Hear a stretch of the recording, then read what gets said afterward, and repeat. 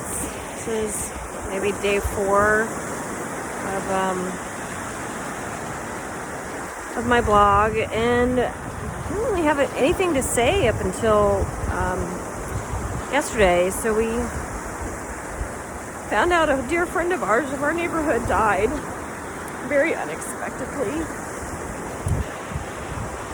And she died with friends. She was out to eat at a restaurant, and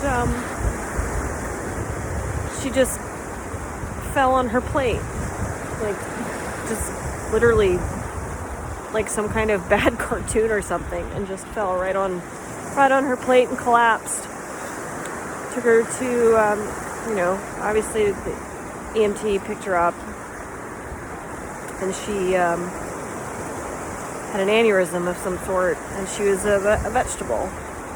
And she had a great life, though. I mean, she wasn't young.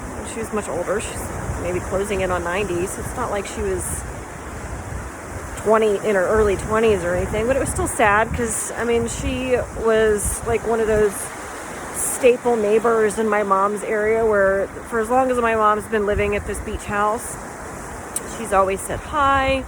She's always commented after Quilla. She has this beautiful apple tree. Like, seriously, I love her fucking apple tree. And every year it had apples.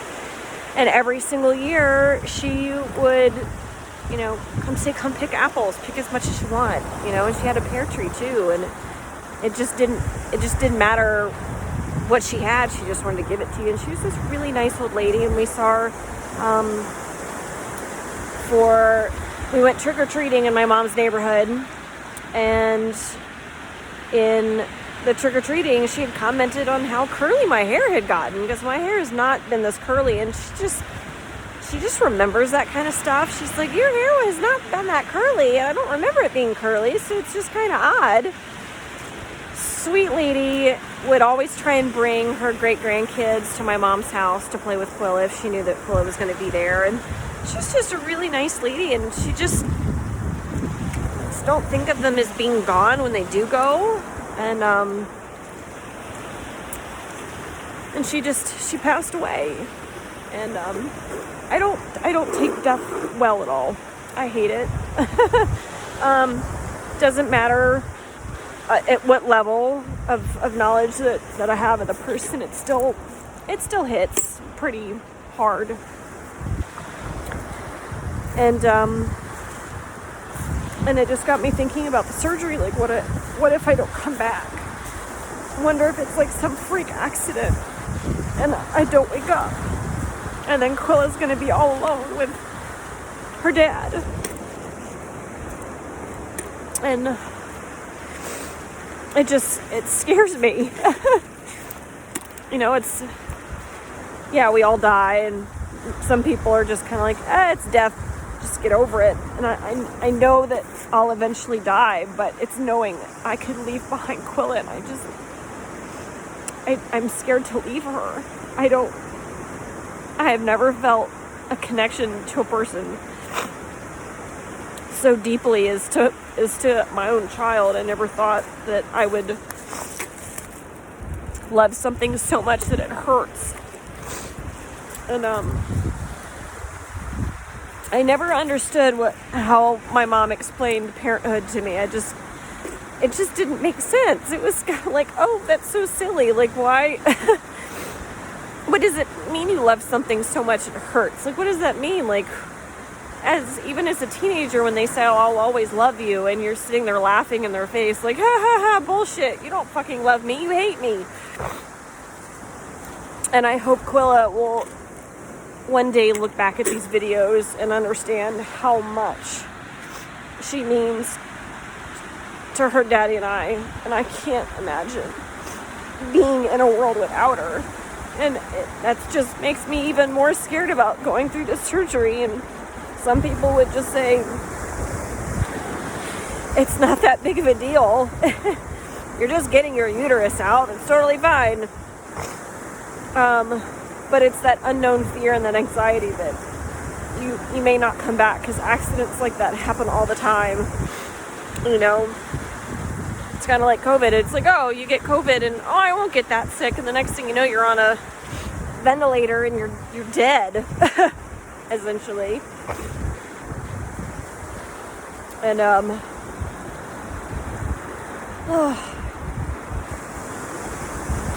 and I've been in so much pain lately that I have not been very supportive of my daughter lately, and I've been snipping at her and not being very, it just sucks to feel so shitty. And she doesn't quite understand about, like the pain. They bump their elbow and it goes away. With this pain, it's atrocious. I mean, it sucks, it hurts. It's just, it never goes away. And then when the doctor says, well, we can't prescribe you any medication, like this whole opioid epidemic has really fucked things up for everybody else that truly needs it, because it doesn't matter how much pain you're in. All they can tell you is if you're in that much pain, you need to go to the ER. Well, in the height of COVID, you can't do that, because then you just run the risk of getting COVID. And I can't run the risk of getting COVID because then I won't be able to get my surgery. And I don't want to be any more pain than I'm already in. It's exhausting. And it really starts to weigh on your mind, and depression, and sucks the joy out of some of the things that you love to do. Like right now, I'm walking on the beach. My mom lives in this little area called Angola on the lake in just outside of Buffalo. And it's the most beautiful place, and I love it. And most people think that Buffalo is like the armpit of the north. It's just kind of gross, but it's not. It's like the most amazing, beautiful gym that you could ever find. And it's a picture-perfect place to raise your family. And I get to come here every single time, every week, multiple times a week, and walk my beach and collect beach glass. And I just have my alone time and just think these through, and have me time. Like, it's part of my self-care. And I never knew what self-care really was until I was experiencing postpartum depression. And of course, when you're a mom, you feel like you're expected to do everything and be everything, and you don't get a break. And we all like crack jokes about it, and laugh at ourselves, saying, you don't get me time anymore. But my mom makes it a point for me to get that time to myself. But I don't even enjoy walking on this beach because it fucking hurts. And I hate it. I have to bend over, and so I can't even enjoy my self-care at this point. And it's just really frustrating. And for those of you who've had issues with addiction, I'm sorry that you've gone through that, because I know how difficult it is. My sister went through it, and she's bipolar and schizophrenic, and she was addicted to multiple things on so many different levels. So I get it. It's very, very hard to break through it and to not relapse. But man, it certainly fucks shit up for everybody else who really needs it. I'm not angry at them particularly. I'm sad and I'm frustrated because I don't like being in pain. I have a pretty high tolerance for it because, when you've been in pain for the majority of your life, you just kind of get used to it. It certainly doesn't make life enjoyable. So I guess today's thing is enjoy the life that you have with your family members. Like, truly enjoy it.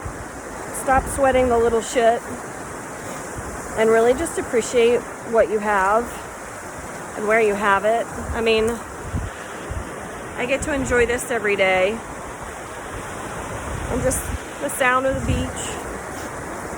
I didn't talk to my mom for almost 25 years. I was very angry at her. And now I can't even imagine life without her. And with the death of Charlotte, it makes me really... My mom could go any minute too. She's not that healthy. And then it just circles back to being without Quilla, or Quilla being without me, and it just scares the living shit out of me.